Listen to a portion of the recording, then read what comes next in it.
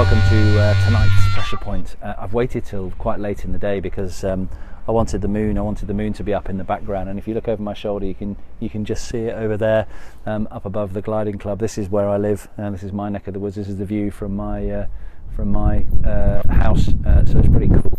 It's a nice place, really nice place to be.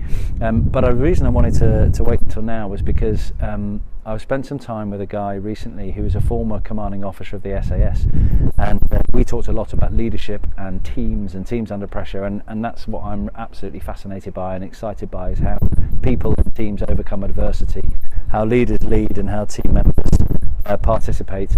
And one of the, I guess, exciting stories I heard from this guy who was in the Special Forces and commanded them was this story he told me about. And he worked alongside a retired space scientist who worked for NASA, who was part of the very early moon landing attempts and trying to get a man on the moon. And they, for years and years and years, they were striving to try and develop the technology and get the capability to put somebody on the moon.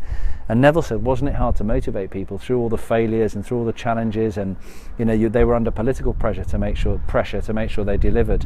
And the guy said no. He said we had the most exciting and motivating goal to keep us on track when things were tough. He said every night we'd work long days, and you'd walk out of the laboratory having just, maybe you had another failure, or maybe you tried something and you couldn't connect the dots, and he said you'd look up in the sky and you'd see your goal, you'd see the very thing that you were searching for, and he said more than anything else, seeing that aspiration sitting up there in the sky just waiting for you to succeed, he said was just one of the most motivating things that all the crew that were part of those early space missions could have had. It was just a really clear and present example of a compelling and very motivating goal.